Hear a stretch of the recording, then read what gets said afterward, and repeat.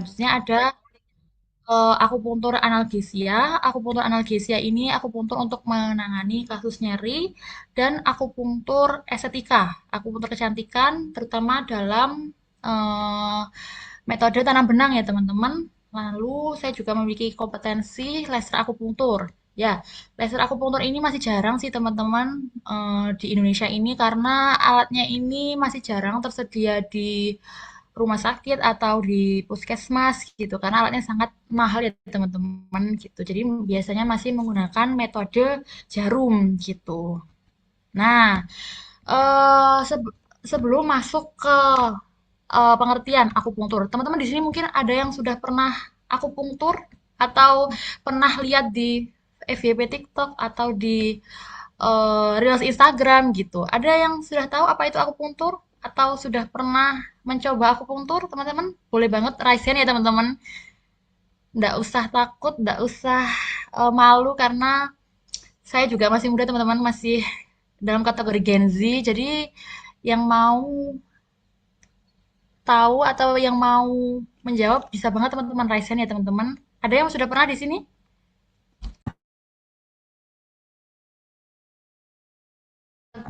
Oke, sepertinya belum banyak yang tahu ya teman-teman. Jadi apa sih akupunktur itu?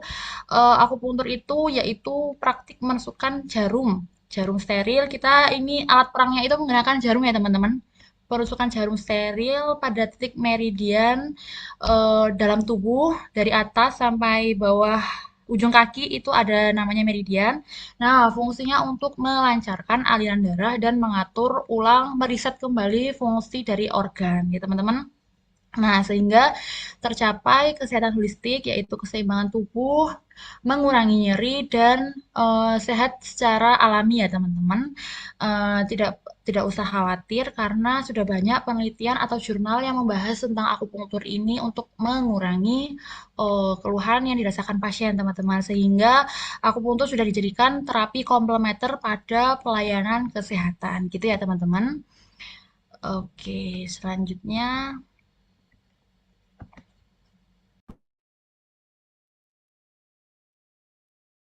Nah, ini dia indikasi terapi. Jadi terapi akupunktur ini buat keluhan apa aja sih? Yang pertama untuk keluhan kesehatan ya teman-teman. Yang pertama ada untuk nyeri kronis atau nyeri muskuloskeletal.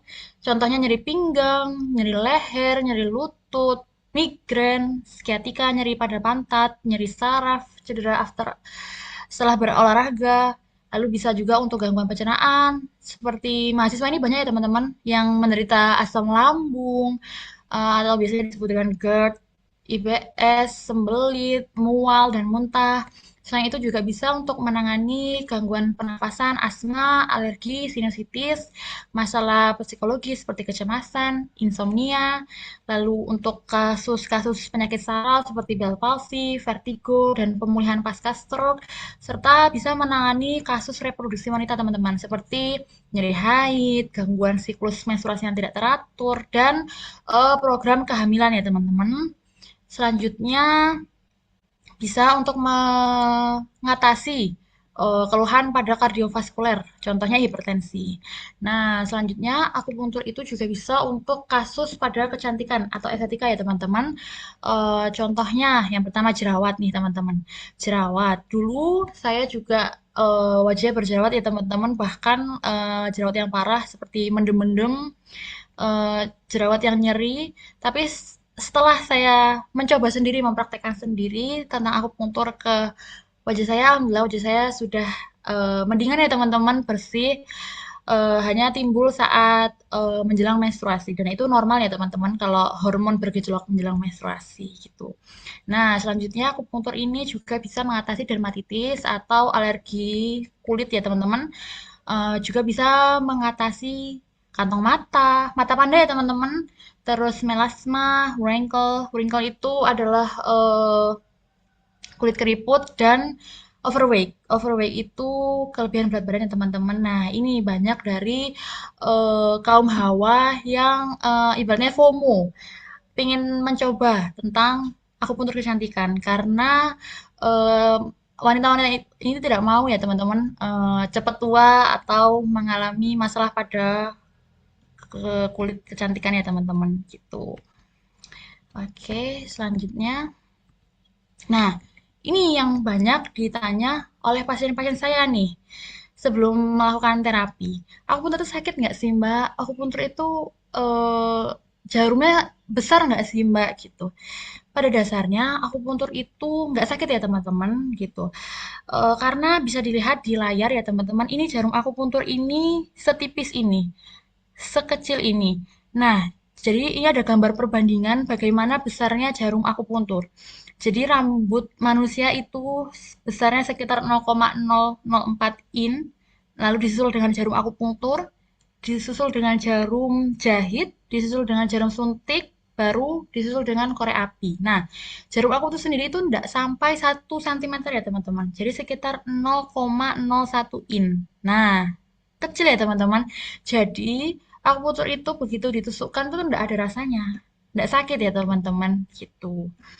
Bahkan sama jarum suntik lebih besar jarum suntik ya perbandingannya gitu. Oke, selanjutnya. Nah, ini dia ukuran jarum akupuntur teman-teman. Jarum akupuntur tuh banyak macamnya. Ada seperempat cun, kita menyebutnya itu dalam satuan cun. Seperempat cun, setengah cun, 1 cun, 1,5 cun, 2 cun, 3 cun, 4 cun, dan 5 cun. Di atas 2 cun ini sudah jarang digunakan ya teman-teman, karena ini sudah terlalu panjang dan biasanya jarum ini tidak bisa dipakai sembarangan ya teman-teman. Inilah yang membedakan antara kita yang sekolah jurusan akupuntur dengan apa namanya orang-orang yang pelatihan gitu. Jadi setiap titik akupuntur itu beda-beda kedalaman jarumnya. Ada yang di wajah menggunakan setengah cun, ukurannya ini 20 kali 13 mm. Ada yang di tubuh menggunakan jarum akupuntur 1 cun, ukurannya 25 kali 25 mm. Lalu selanjutnya untuk kasus overweight atau yang biasanya lemaknya banyak itu menggunakan jarumnya lebih panjang sekitar 1,5 cun sampai 2 cun biasanya gitu. Jadi penggunaan jarum panjang jarum ini berbeda-beda ya teman-teman antara satu individu dengan individu lainnya gitu. Oke. Nah, ini dia teman-teman alat tempur, alat dan bahan yang digunakan saat kita menterapi pasien. Jadi begitu pasien datang, kita tentunya tetap ya sama teman-teman mendiagnosa pasien, bertanya soal keluhan yang dirasakan, lalu kita memulai terapi dengan menusukkan alat dan bahan yang digunakan. Contohnya ini ada jarum akupuntur, lalu kita menggunakan kapas alkohol untuk mensterilkan area yang akan ditusuk ya teman-teman. Jadi steril. Lalu yang ketiga ada moksa. Nah ini moksa. Moksa ini penghangat ya teman-teman. Jadi di beberapa kasus itu biasanya menggunakan moksa. Lalu yang ketiga ada elektrostimulator. Elektrostimulator ini fungsinya untuk mengalirkan getaran listrik ke jarum akupunktur. Jadi untuk stimulasi lebih dalam gitu, untuk mengurangi keluhan pasien lebih dalam. Nah, ini rasanya seperti dipijit ya teman-teman, kerenyang-kerenyang gitu. Nah, selanjutnya ada TDP atau thermal deep penetration atau bisa menggunakan infrared. Nah, ini contohnya.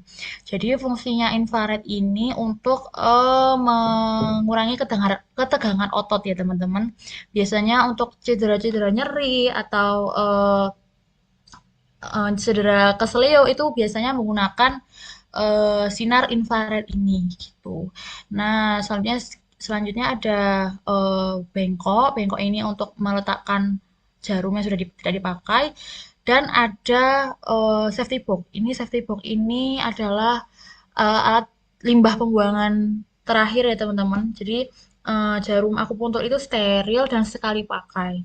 Nah, setelah digunakan kita buang di safety box ini, lalu kita buang kalau sudah penuh kita buang ke eh, limbah limbah khusus ya teman-teman, limbah biasanya di rumah sakit atau di puskesmas ada, jadi limbah khusus kesehatan. Jadi jarumnya ini tidak semena-mena dibuang ya teman-teman, karena kan takutnya kalau jarum yang dibuang semena-mena bisa menimbulkan penyebaran penyakit gitu. Nah, pastikan kita sebelum menusuk itu wajib steril ya teman-teman, mencuci tangan, menggunakan handscoon, lalu disinfeksi dengan kapas alkohol, baru bisa menusuk jarum akupunktur gitu. Nah, ini ada beberapa dokumentasi dari praktek mandiri saya ya teman-teman. Bisa dilihat di layar monitor teman-teman masing-masing ya. Gambar pertama ini ada jarum akupunktur, lalu dikaitkan dengan kabel buaya penghantar listrik ya teman-teman ini. Nah, lalu ini yang tadi saya bilang, sinar infrared ini fungsinya untuk menghangatkan dan mencegah kekakuan otot. Lalu yang ketiga, ini ada kasus plantar fasciitis. Nah, plantar fasciitis ini kan nyeri tumit, jadi ditusuk di sekitar tumit lalu dialiri listrik ya teman-teman. Dan ini alhamdulillah efeknya sangat baik, sangat signifikan karena sekitar 2 kali terapi pasien sudah tidak mengeluh tumitnya kesakitan gitu.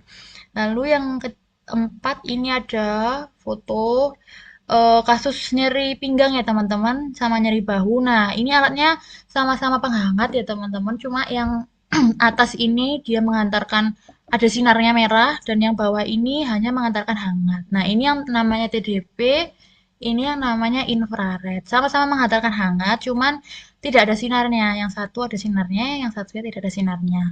Lalu selanjutnya ini ada foto kasus jerawat ya teman-teman. Nah, ini bisa dilihat jarum yang ditusukkan itu mengitari jerawatnya teman-teman. Jadi menyusur ya teman-teman. Nah, ini pasien laki-laki, dia mengeluhkan jerawat sudah sekitar 1 tahun. Lalu saya tusuk, saya akupunktur untuk keluhan jerawatnya dan alhamdulillah sekarang sudah membaik, mereda ya teman-teman. Nah, selanjutnya ini ada foto orang pemulihan stroke ya teman-teman. Jadi akupunktur itu bisa ditusukkan di kepala juga untuk menstimulasi saraf di otaknya teman-teman. Gitu. Oke. Selanjutnya, nah ini mungkin teman-teman bertanya-tanya ya, gimana sih cara kerja akupunktur dalam proses penyembuhan? Oke. Nah, ini teman-teman, ini adalah beberapa fondasi dasar sebelum kita mendiagnosa keluhan pada pasien. Nah, kita menggunakan teori yin yang ya teman-teman. Mungkin teman-teman sudah pada tahu ya logo yin yang ini dari Cina, filosofi Cina. Nah, yin dan yang. Yin dan yang ini sebenarnya warnanya putih dan hitam ya teman-teman. Nah, yin yang ini adalah dua elemen yang berlawanan namun saling berkesinambungan. Jadi mereka sama-sama saling berkoordinasi. Jika salah satu dari mereka ini ada yang tidak seimbang atau ada yang kekurangan, maka akan menyebabkan penyakit pada tubuh manusia gitu. Jadi mereka ini harus seimbang dan saling berkoordinasi. Nah, selanjutnya kita menggunakan meridian. Jadi dari atas kepala sampai ujung kaki pada manusia itu ada 14 meridian ya teman-teman. Nah, meridian ini seperti jalur distribusi energi. Jadi jalur antara organ satu ke organ lainnya. Jadi meridian ini banyak contohnya. Ada meridian lambung, meridian jantung, meridian hati, meridian limpa, meridian lambung. Nah, antar meridian ini saling berkesinambungan gitu.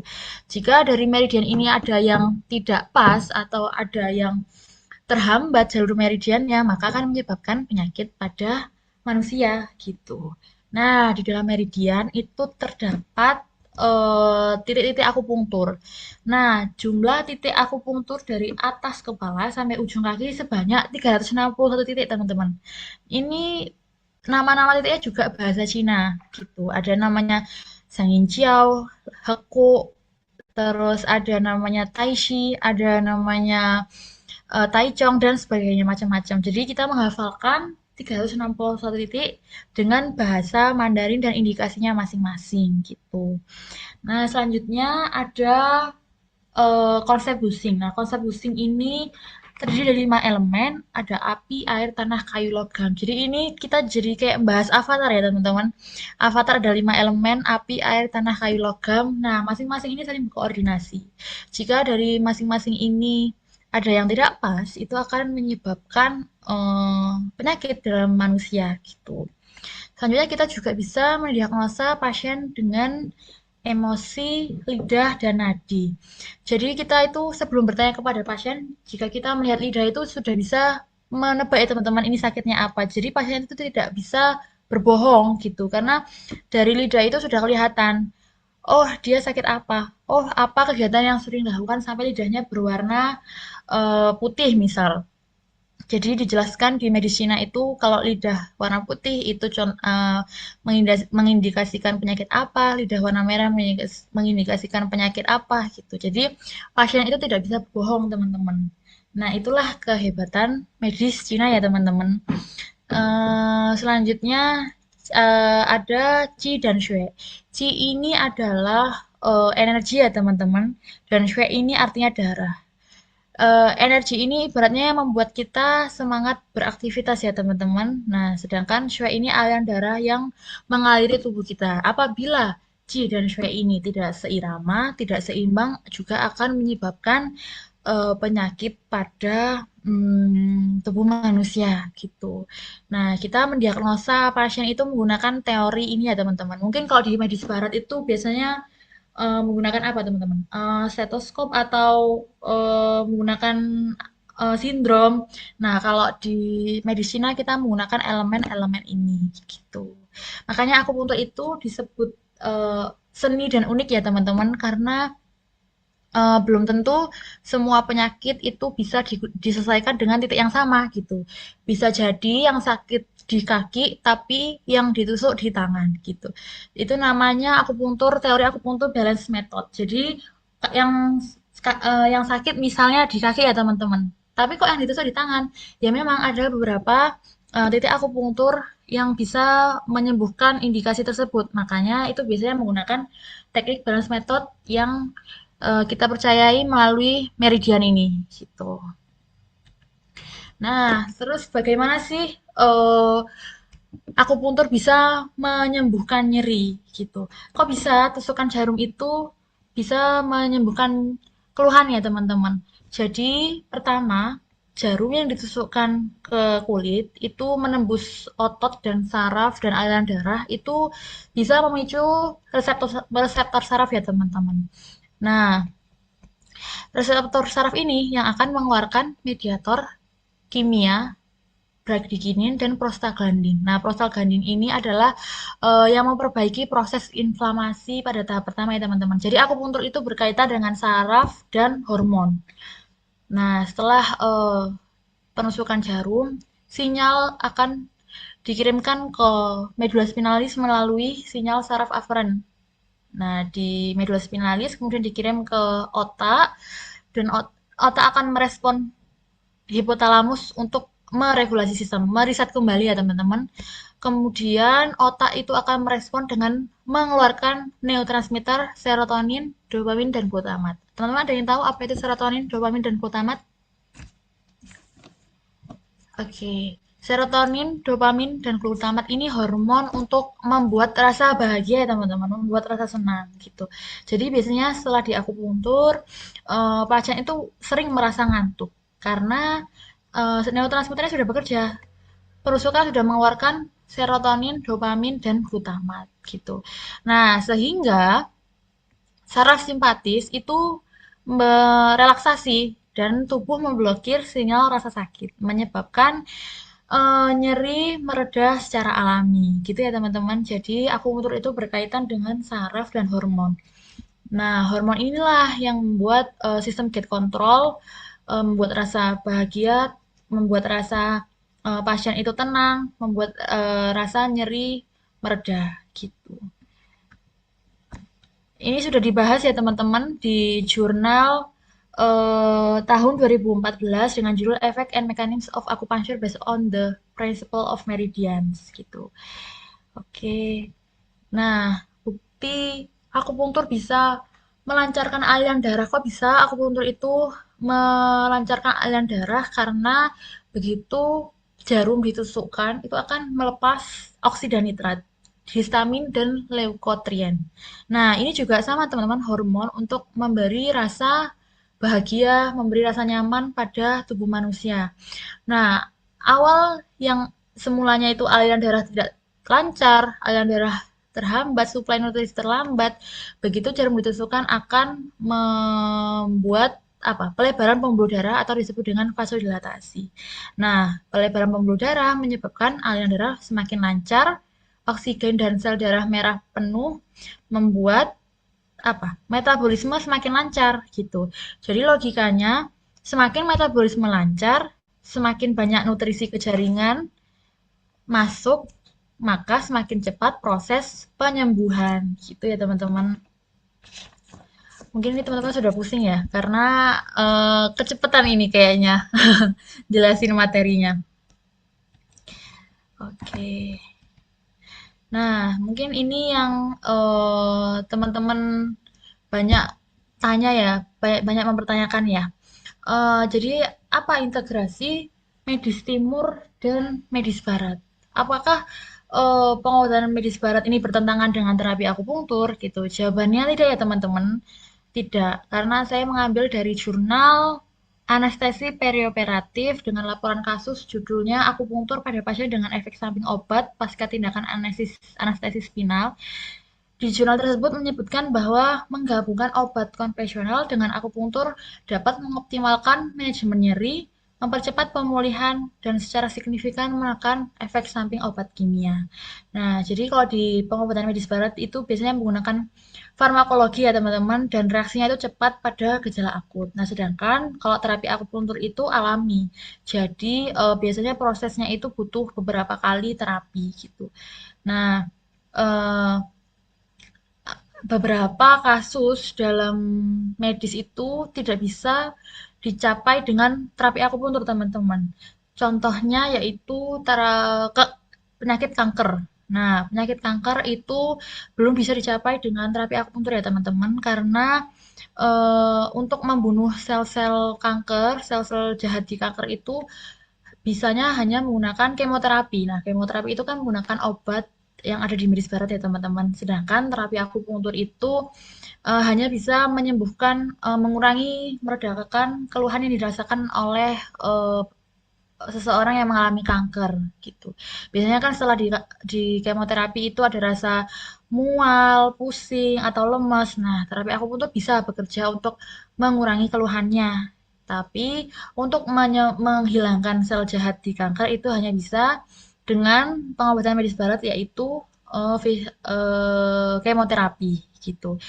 Ada juga beberapa kasus contohnya hipertensi ya teman-teman. Nah, hipertensi itu pasien harus minum obat rutin ya teman-teman, harus minum obat amlodipin selama seumur hidup dan tidak bisa ditinggalkan ya karena jika tidak diminum itu takutnya akan menyebabkan komplikasi penyakit lain. Jadi ada beberapa kasus itu yang tidak bisa dicapai dengan terapi akupunktur gitu. Oke, nah sudah sampai di penghujung. Sebelumnya saya izin memutarkan video ya teman-teman untuk memberikan gambaran bagaimana sih terapi akupunktur itu. Sebentar.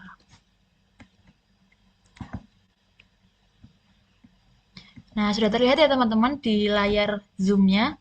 Ini adalah video pasien stroke yang sudah rutin di terapi akupunktur. Bisa dilihat ya teman-teman, ini saya start videonya.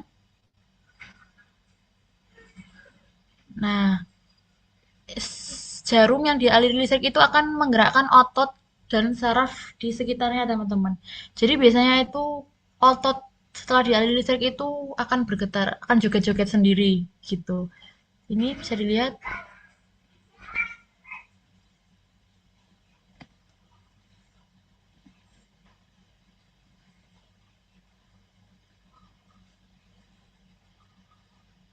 Nah, ini salah satu contoh video ya teman-teman. Satu lagi ada video sebentar.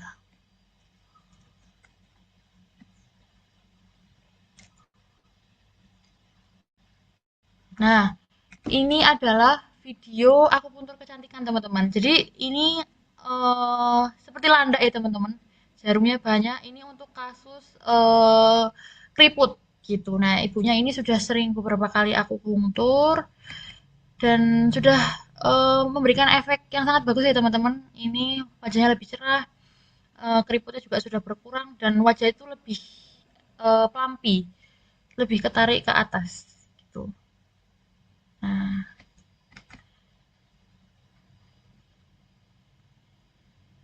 ini ada sekitar 50 jarum teman-teman di wajahnya. Oke. Oke.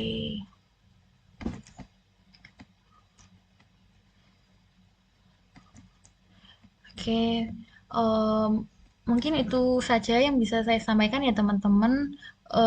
Ini adalah beberapa materi tentang dasar-dasar akupunktur gitu. Mungkin dari beberapa teman-teman ada yang pusing atau masih tidak paham ya teman-teman. Tapi pada intinya akupunktur itu terapi untuk mengembalikan kestabilan hormon, apa eh, yang tidak seimbang dalam tubuh itu bisa dikembalikan dengan akupunktur. Oh, mohon maaf layarnya masih. Oh, belum videonya belum bisa ya teman-teman. Sebentar, sebentar.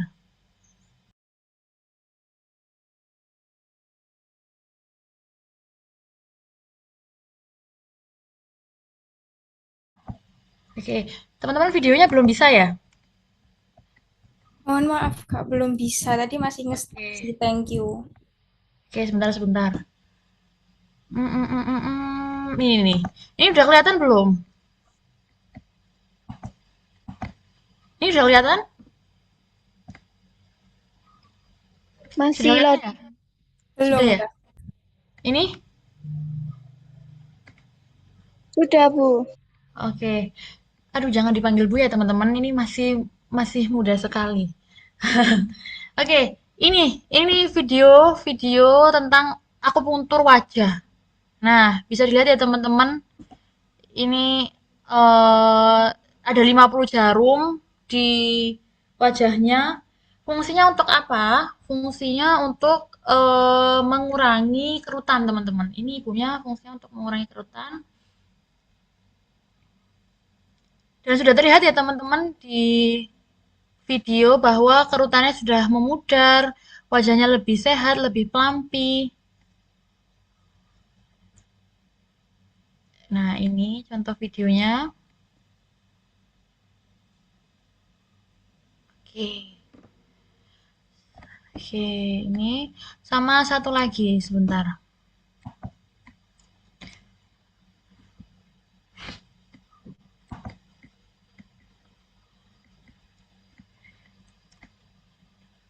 Mm, mm, mm, mm, mm. Ini videonya. Kelihatan nggak ini videonya?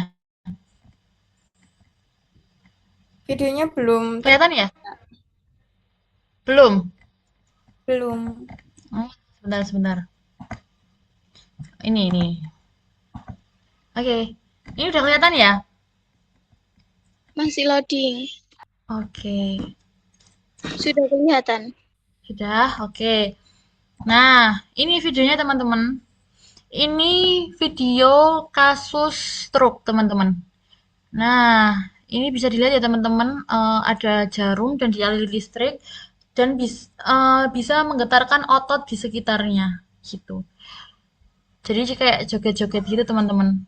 Nah, ini fungsinya untuk menstimulasi saraf lebih dalam teman-teman. Nah, ini jarinya sudah terlihat ya teman-teman ada atrofi karena sebelumnya sudah tidak pernah digerakkan, sudah kaku, jadi otot dan tulangnya mengecil. Nah, ini kita aktifkan kembali dengan akupunktur, dengan stimulasi saraf dan dialiri listrik.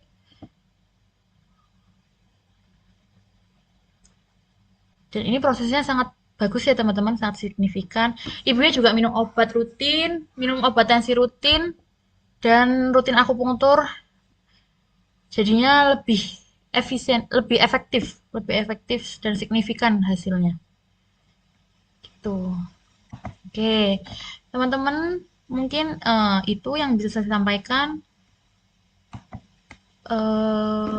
Pada intinya akupunktur itu terapi tusuk jarum untuk mengembalikan fungsi tubuh ya teman-teman, untuk mengembalikan menstabilkan hormon, untuk mengurangi keluhan, untuk estetika juga bisa dan bisa untuk mengharmonisasikan saraf pada tubuh teman-teman. Mungkin itu saja yang bisa saya sampaikan. Waktu dan tempat saya kembalikan ke moderator.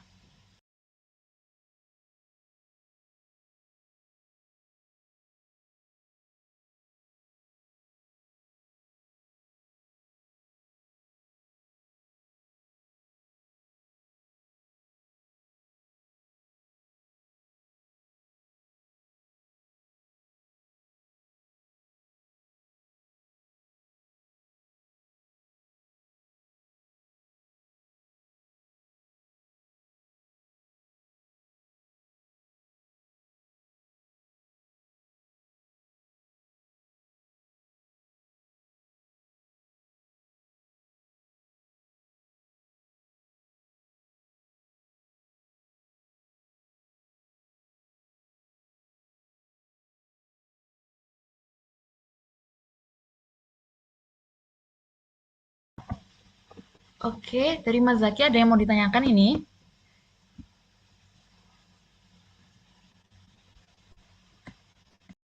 Izin bertanya, Kak. Oke, silahkan. Seandainya orang ada pasien, dia itu menderita osteoartritis pada sendi-sendi ya kan, Kak ya. Nah, pada apakah itu, Kak? Apa namanya terapi akupuntur itu bisa menjadi salah satu terapi komplementer yang diberikan kepada pasien osteoartritis tersebut. Apalagi kalau pasien osteoartritis kan kalau jalan berarti kan harus ada nyeri-nyeri, terus pergelangannya atau kakinya. Nah, akupuntur itu bisa nggak salah satu terapi komplementer yang diberikan kepada pasien osteoartritis? Seperti itu. Oke, terima kasih Mas Zaki ya ini. Nah, untuk keluhan osteoartritis ya, Mas ya.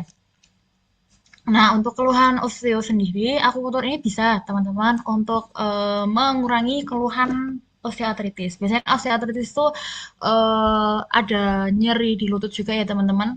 Nah, itu bisa, bisa di akupuntur. Nah, untuk berapa kali bisa sembuhnya itu tergantung kondisi pasien ya, teman-teman.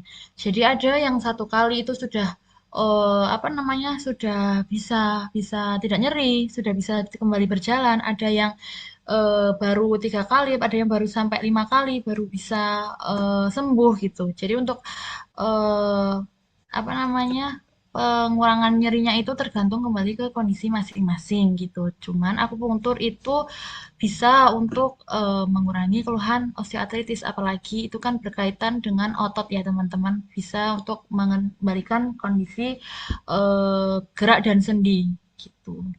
Gitu, Mas. Untuk titik-titiknya pun kita kondisikan dengan keluhan. Jadi misal dia sakitnya di mana nih, di lutut atau di bagian persendian tangan itu kita kondisikan lagi. Nanti di sama-sama dialiri listrik dan sinar inframerahnya itu, gitu, Mas Zaki. Baik, Kak. Terima kasih. Oke, sama-sama teman-teman mungkin ada pertanyaan yang lain, ada yang mau ditanyakan tentang estetika atau tentang apa, itu boleh banget ya teman-teman. Atau sharing sama-sama tentang kalau di medis farmasi gimana, kalau di medis Cina gimana, boleh banget teman-teman. Oh iya, ini silakan Mbak Salwa ya.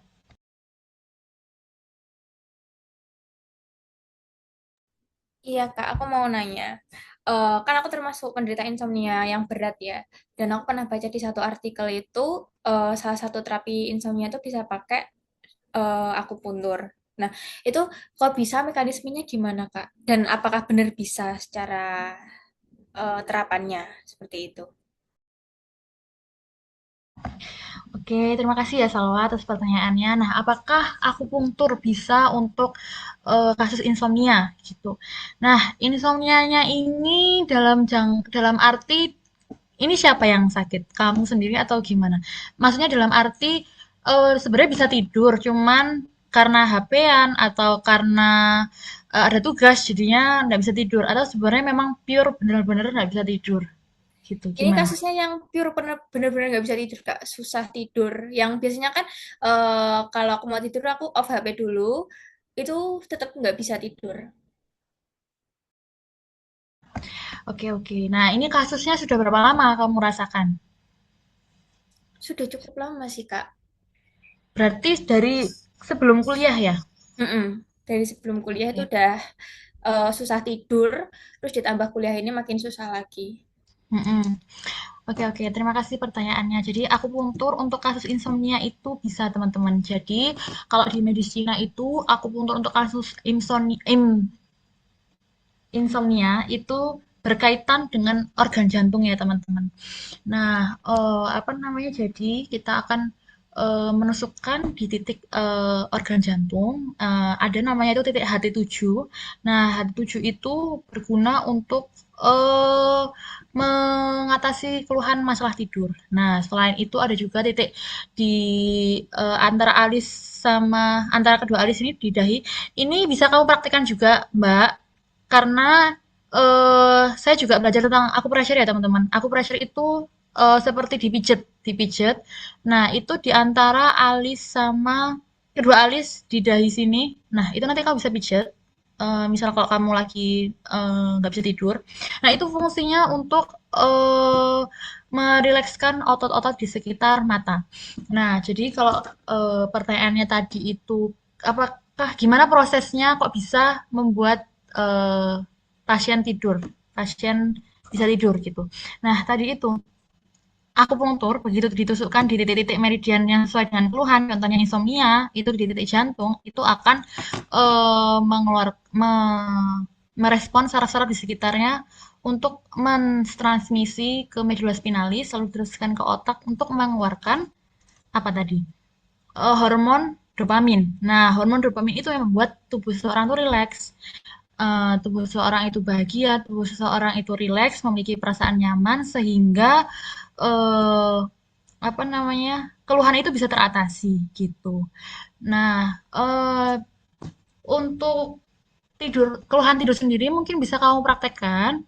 Nanti bisa dicoba di antara alis ini ya. Nah, itu nanti dipijit aja, dipijit.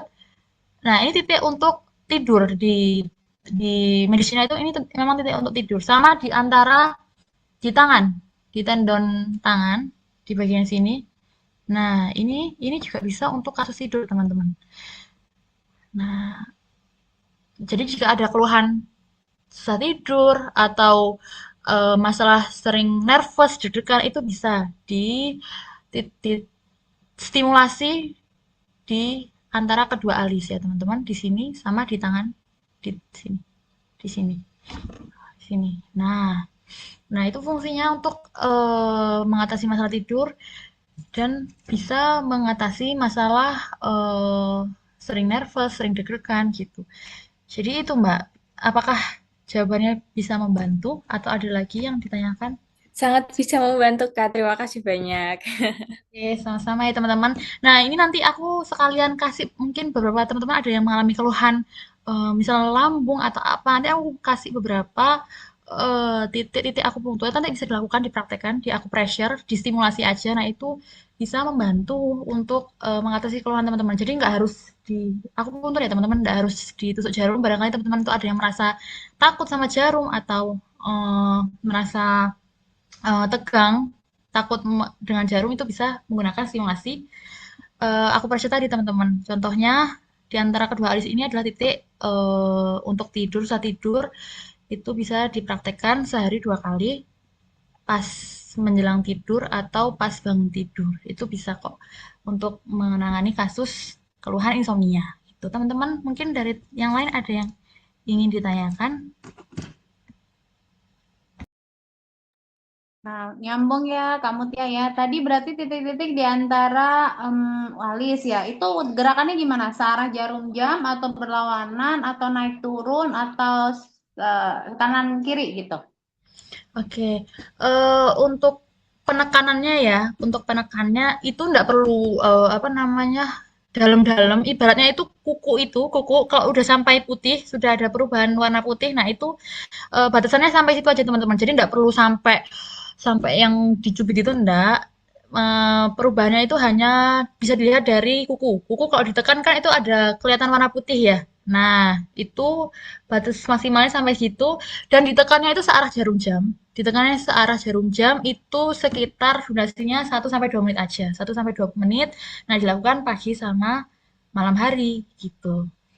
Disimulasi ya teman-teman. Jadi diputar-putar selama 1 sampai 2 menit itu bisa untuk meredakan gangguan insomnia. Gitu, Bu Cikra. Oke, oke, terima kasih. Jadi bisa langsung dipraktekkan karena kan alasannya mahasiswa itu kan datang tidak tepat waktu itu selalu tadi Mbak Salwa ya perwakilan insomnia gitu. Jadi Bu kita nggak bisa bobol semalam gitu ya. Jadi akhirnya susah bangun pagi ya itu alasannya. Nah mudah-mudahan bisa dapat ini ya insight ya. Bisa dipraktekkan juga karena kan apa ini termasuk murah meriah ya gratis gitu kan istilahnya tinggal kita mau apa enggak. Nah, kalau sambil menunggu teman-teman yang lain boleh ya untuk sharing misalkan lewat eh, apa chat juga boleh gitu ya langsung juga silakan. Nah, oke, nyambung kalau misalkan tadi kan dari akupuntur itu kan berarti dari jarum yang di apa ya ditusukkan di titik-titik gitu kan ya Mbak Mutia ya. Nah, ketika misalkan gitu ya pernah nggak ada kejadian apa ya bukan kaki ya tapi mungkin hal-hal yang tidak diinginkan gitu loh ya kalau lancar kan aman aja tapi misalnya pernah nggak ngadepin case yang pas ditusuk terus sesuatu telah terjadi gitu hal-hal yang apa ya yaitu tadi bagian dari kecelakaan kerja pada saat proses akupuntur gitu barangkali bisa diceritakan ya supaya kadang kan orang ini ya takut takut takut gitu ya padahal saya yakin semua itu kan ada mekanismenya dan kalaupun terjadi itu juga bisa diatasi gitu. Nah, barangkali bisa di-sharingkan ketika menangani pasien itu mungkin ada hal-hal yang tadi saya sampaikan. Apa kalau di farmasi itu DRP, drug related problem. Lah mungkin ini apa? Mungkin berarti akupuntur related problem gitu. Hal-hal yang terjadi saat mempraktekkan akupuntur. Mungkin bisa di-sharingkan ya kamu Tia ya. Oke, oke. Berarti ini lebih ke efek samping tindakan akupunktur ya, Bu ya?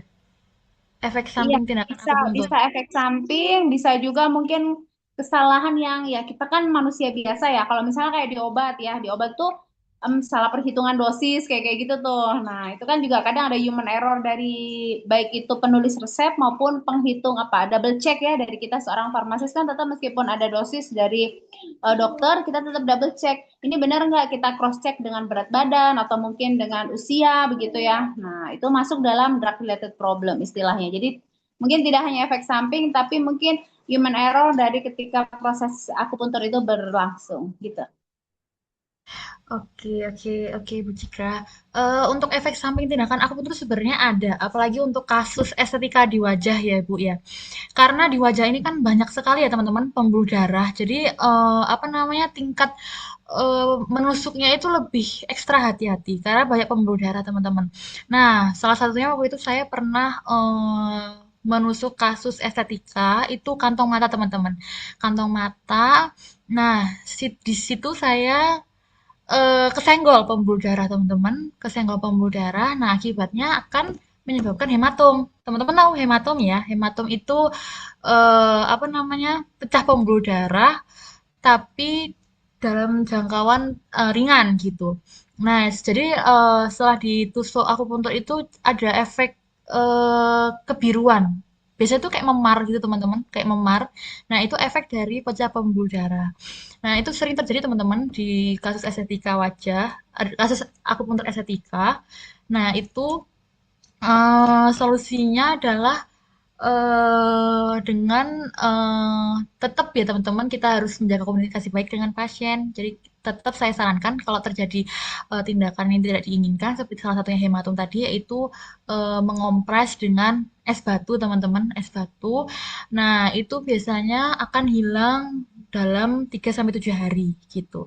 Jadi untuk efek samping dari akupuntur ini sebenarnya nggak banyak ya teman-teman. Cuma kalau misal kita salah titik atau apalagi di wajah, salah posisi di menusuk, itu akan menyebabkan pecah pembuluh darah dan menyebabkan terjadinya hematom gitu. Nah, hematom sendiri itu nanti efeknya itu wajah itu seperti memar-memar gitu.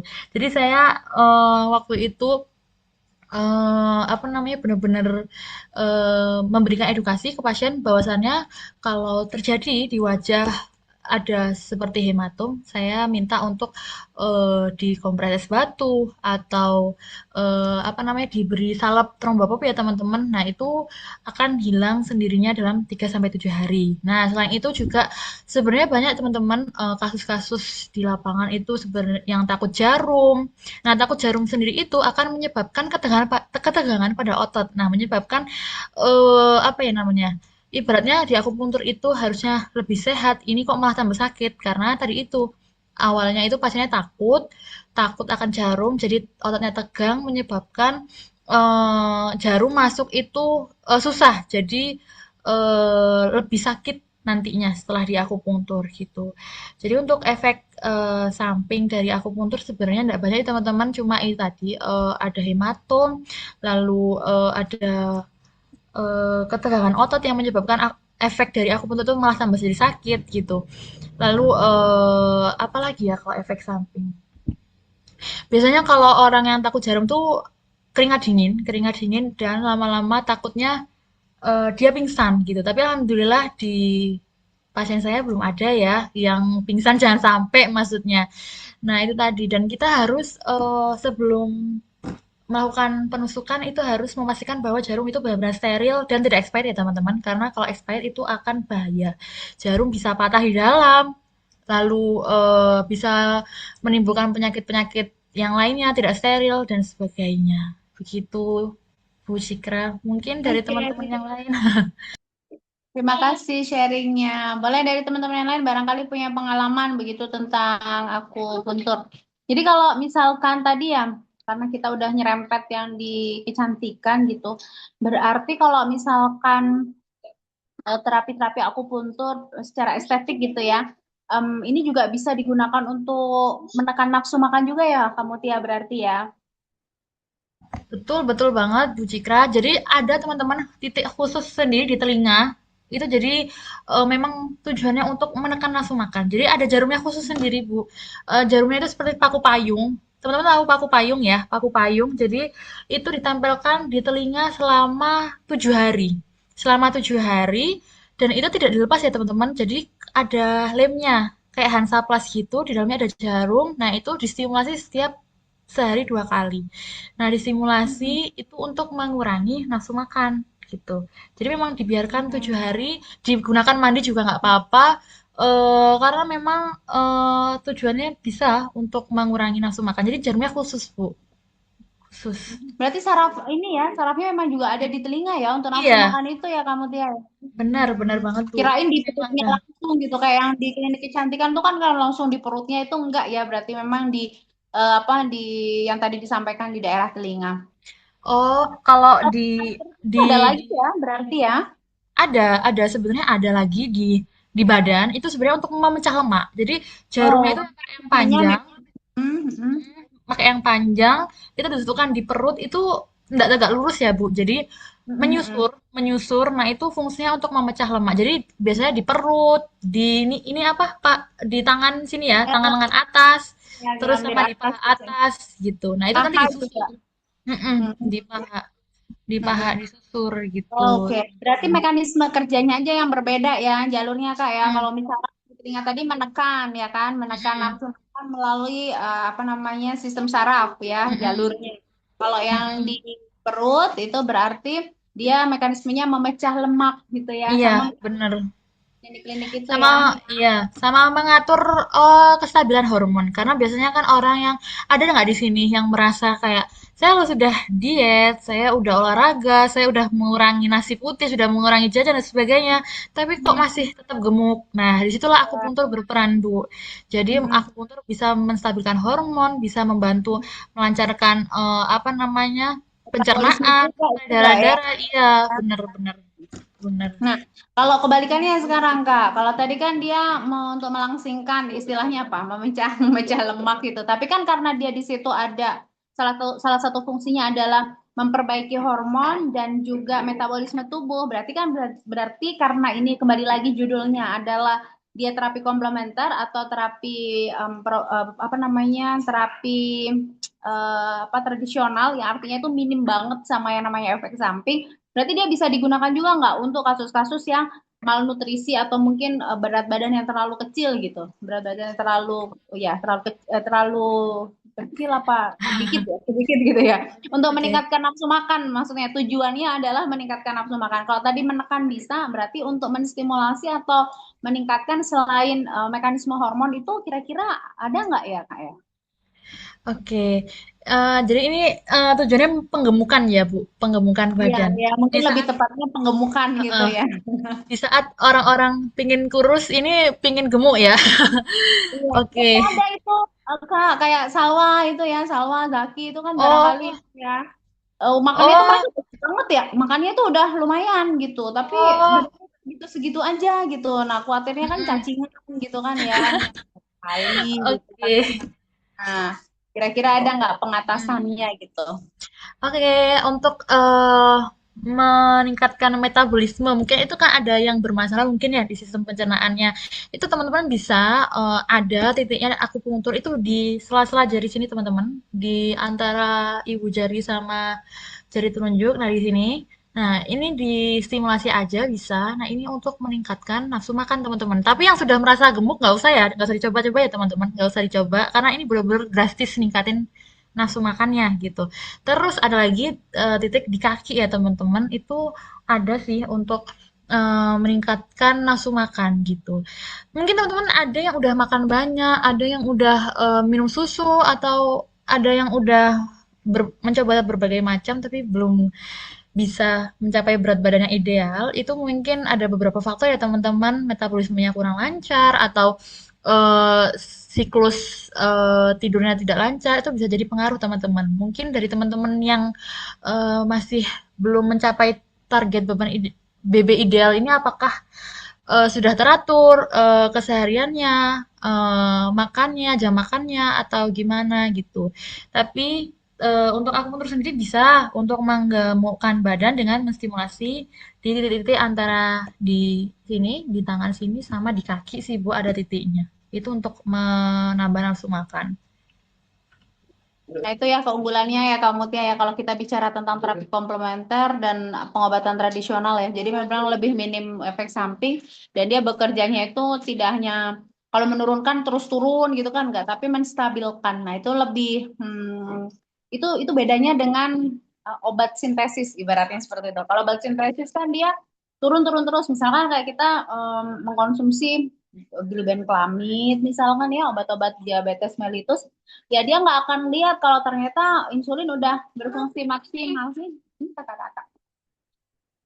Nah gitu sehingga yang terjadi adalah apa? Dia akan menurunkan terus sampai hipoglikemi. Tapi kalau pengobatan tradisional gitu ya, begitu insulinnya sudah mulai bekerja, dirasa kebutuhannya cukup ya misalkan atau hormonnya sudah stabil, maka secara refleks tubuh atau sinyal ke dalam sistem saraf pusat kita langsung berjalan gitu. Nah kalau kalau sinyal itu sudah berjalan otomatis kalau hormonnya udah stabil ya dia nggak akan berperan, dia akan dikeluarkan oleh tubuh kita. Begitu juga mungkin saya rasa di akupuntur ya ketika memang itu sudah teratasi permasalahannya, jadi lebih ke arah untuk menjaga homeostatis ya kalau kita bicara kesehatan ya, lebih menjaga kestabilan. Misalkan terapi stroke gitu ya, kemudian tadi disampaikan gambarannya oleh kamu Tia. Terapi stroke ternyata sudah sampai sembuh, bahkan saat sudah sembuh pun tetap bisa dilakukan karena sifatnya homeostatis di situ untuk melancarkan gitu ya.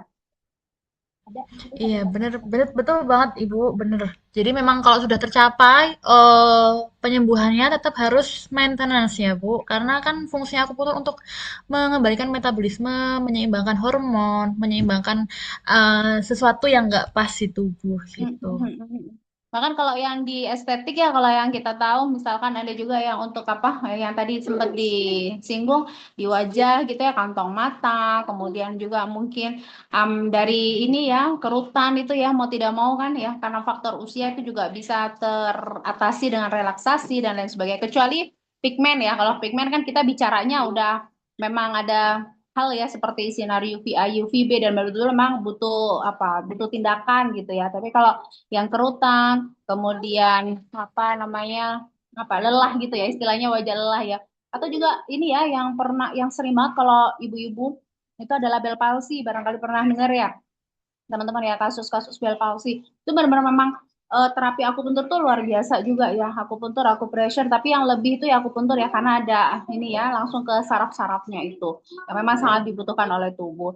Nah, kasus-kasus bukan kasus ya, maksudnya pada tema-tema estetika seperti itu atau kecantikan itu juga sangat mensupport sekali gitu ya. Jadi ya mungkin tadi bagian dari efek samping, tapi alhamdulillah kan itu pasti ada penanganannya gitu ya. Tetapi dalam proses penggunaan akupuntur dalam pemeliharaan ya, baik itu preventif maupun kuratif itu sangat luar biasa sekali. Sekali lagi memang karena dia judulnya adalah terapi komplementer gitu ya, atau pengobatan tradisional, memang berbeda dengan obat sintesis ibaratnya seperti atau terapi medis gitu ya. Terapi medis seperti tadi yang sudah disinggung kemoterapi kalau itu pada kasus cancer gitu ya. Jelas itu berbeda. Karena seperti kita tahu kalau misalnya kita ambil contoh cancer berarti kemoterapi. Kemoterapi aja kita tahu ya, maksudnya masih dalam posisi sakit aja dia bisa membunuh sel-sel sehat gitu. Tapi saya yakin bahwa kenapa ada pengobatan tradisional dan disebut sebagai terapi komplementer, karena dia sifatnya adalah untuk quality of life ya. Kalau kita bicara tentang penyakit, itu basicnya itu adalah yang pertama itu adalah sugesti. Nah, sugesti itu juga akan tersupport dari quality of life. Kalau misalkan quality of life-nya dia sudah oke gitu ya, banyak sekali kita juga dengar ya orang kena cancer kemudian dia survive dan dia bisa sembuh begitu ya. Sembuh dalam artian kalau sembuh total wallahu alam. Ada juga yang seperti itu tapi mungkin tuh 1001 gitu ya. Tapi misalkan paling tidak dia memperlama usianya atau kehidupannya jauh lebih nyaman begitu atau tidak menghadapi stres atau efek samping ya karena proses baik itu penyakit maupun terapinya. Jadi akupuntur ini sangat-sangat sifatnya adalah improvement quality of life-nya luar biasa. Merelaksasi yang tadi yang mungkin ini salah satu keunggulan dari akupuntur dibandingkan mungkin dengan pengobatan tradisional obat herbal itu adalah karena kalau obat herbal harus masuk dulu nih ke sistem saluran pencernaan kalau itu per oral gitu ya. Kalau misalkan topikal ya dia masuk melalui barrier skin barrier gitu ya atau permukaan kulit gitu ya. Dan itu masih butuh waktu gitu ya. Masih ada waktu kalaupun itu per oral berarti kita nggak bisa memungkiri adanya namanya first pass effect ya karena dia harus masuk di absorpsi, kemudian di absorpsi, didistribusi, di metabolisme, baru dia diekskresikan kan gitu fasenya. Nah dengan akupuntur ini adalah menggunakan memang toolnya ada gitu. Salah satu toolnya adalah jarum-jarum tadi. Dan kalau kita di farmasi jarum itu sebenarnya masuk dalam bahan medis ya habis pakai gitu ya BMHP ya bahan medis habis pakai dan itu masih ranah kita. Itu juga bagian dari pembelajaran ya, artinya seperti jarum-jarum yang digunakan pada akupuntur ini sebagai media gitu ya, untuk mencapai langsung dalam sistem saraf. Jadi keunggulannya akupuntur bisa langsung, dalam artian efeknya itu bisa langsung dirasakan gitu ya, meskipun butuh waktu untuk bisa terapi yang maksimal. Tetapi memang dia menggunakan tool gitu ya, tanpa tool itu mungkin jadinya acupressure yang tadi sudah dipraktekkan oleh kamu Tia gitu ya.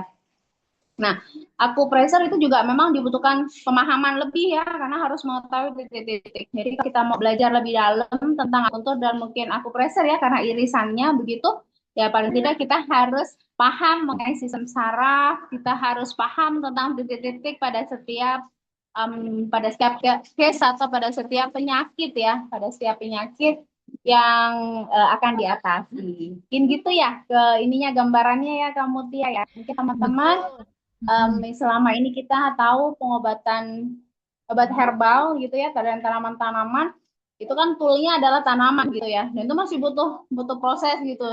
Nah ini adalah bagian di cost benefit sebenarnya ya, cost benefit kalau kita pakai tanaman obat dan kalau kita menggunakan akupuntur gitu. Nah, kira-kira kalau untuk akupuntur ini memang pure harus sekolah ya, tapi ya kalau misalnya pakai pelatihan nggak ada ya.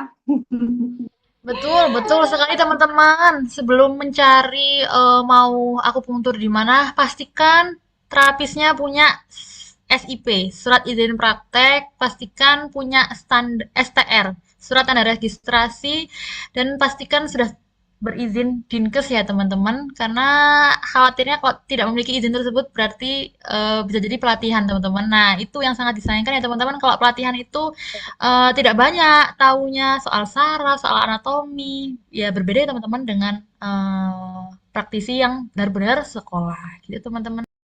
Iya, betul itu kok itu intinya sebenarnya ya. Kita harus lebih aware terhadap tenaga-tenaga yang mempraktek akupuntur ini karena nggak ada yang dia ikut sertifikasi aja atau pelatihan ya pelatihan aja tapi sudah mengklaim sebagai tenaga profesional akupuntur karena itu tadi kita nggak bisa lepas dari sistem saraf kita nggak bisa lepas dari toolnya menggunakan jarum gitu ya dan itu tadi kita sudah simak juga efek samping ya dari penggunaan jarum pada saat terapi akupuntur. Sehingga ini menjadi penting dan catatan untuk kita semua.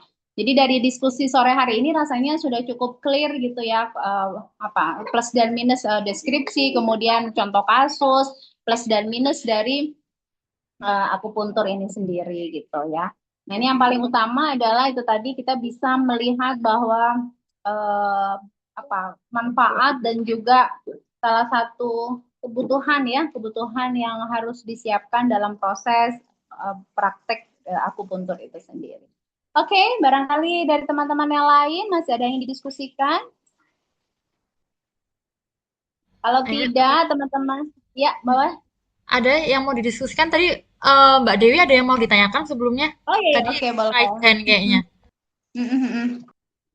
Tadi kan yang akupuntur bisa buat kecantikan, deh, Mbak.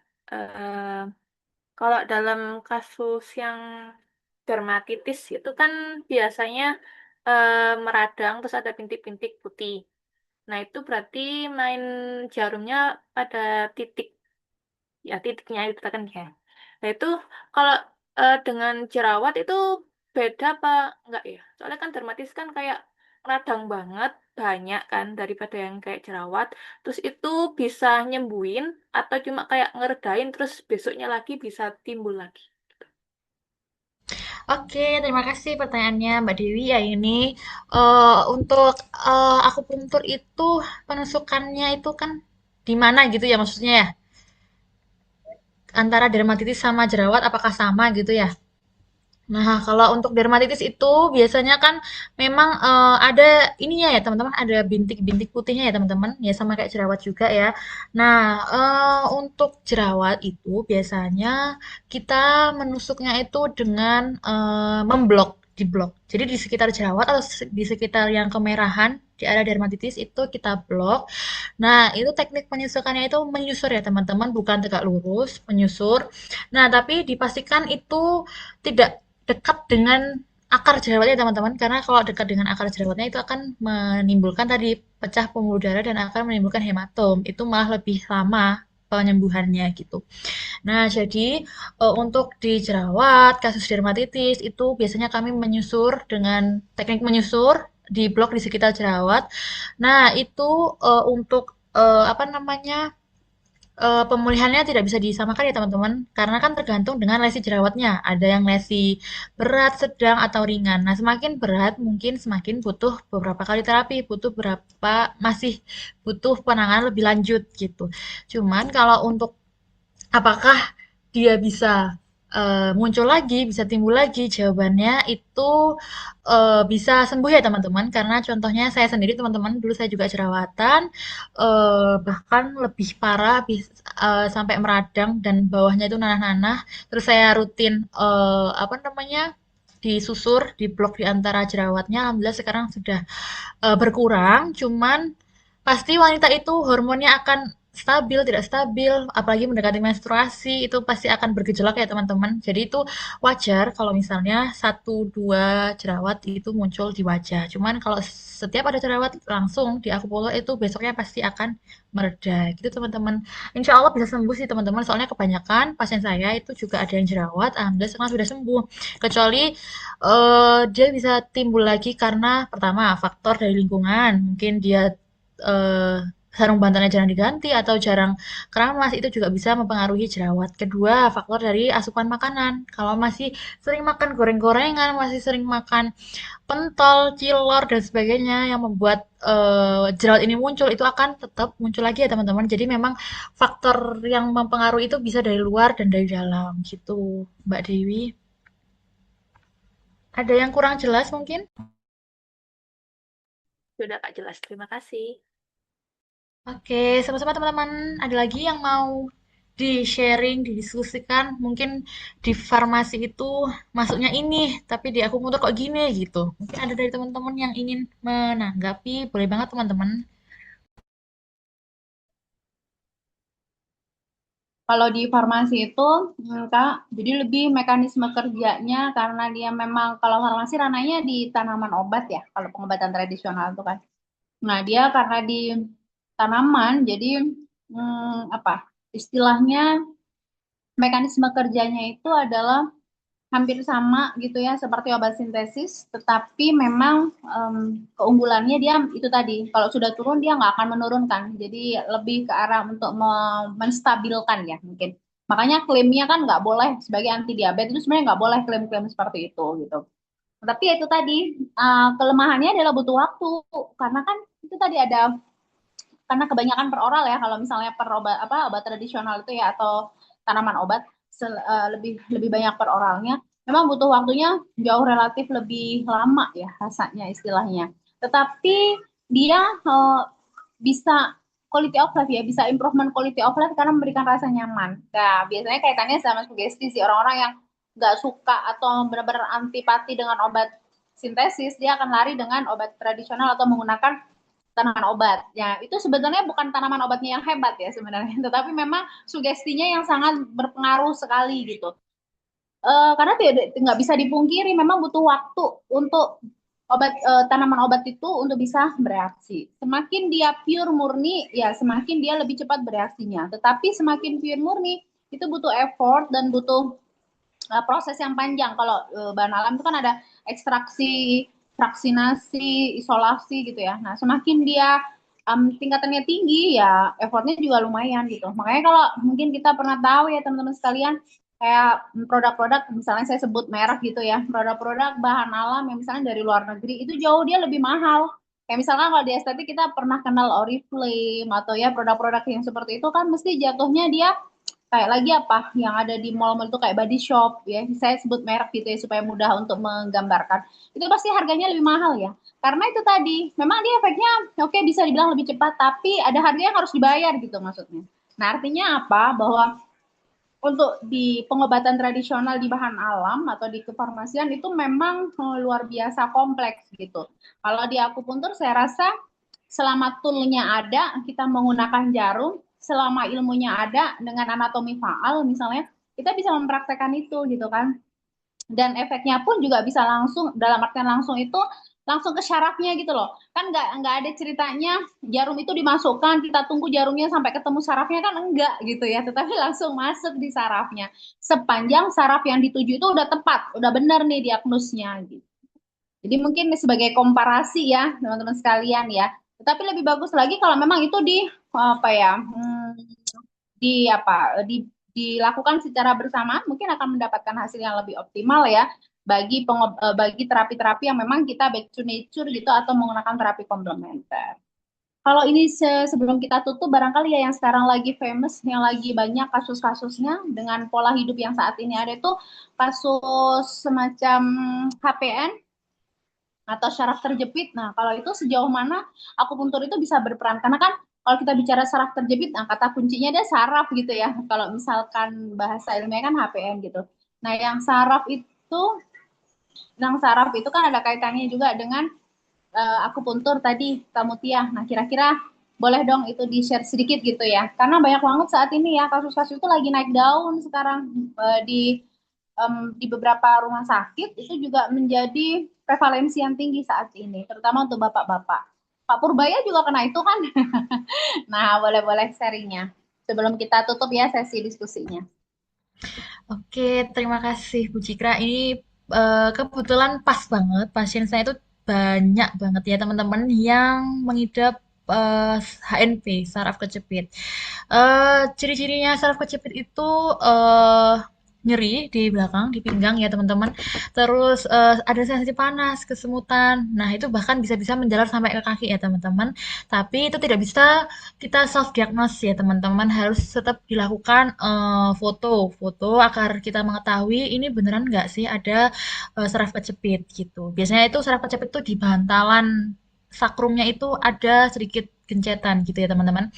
Nah, untuk akupuntur sendiri ini sangat membantu ya teman-teman. Ini saya berbicara berdasarkan fakta di lapangan. Banyak pasien, banyak kasus pada pasien saya yang mengalami saraf kejepit dan alhamdulillah bisa pulih dengan cepat. Awalnya eh, tidak bisa naik tangga, tidak bisa sholat, sholat harus duduk, terus nggak bisa tidur itu nggak nyaman kalau telentang, nggak bisa miring, susah ya teman-teman kalau mengidap saraf kejepit itu alhamdulillah dengan akupuntur itu bisa teratasi. Nah, eh, biasanya saya itu menusukkan di sekitar area keluhan yang sakit. Namanya itu penusukan titik lokal ya teman-teman. Nah, penusukan titik lokal itu bisa berpengaruh pada saraf yang sakit, bisa mengembalikan otot-otot yang tegang, bisa mengembalikan regenerasi sel juga.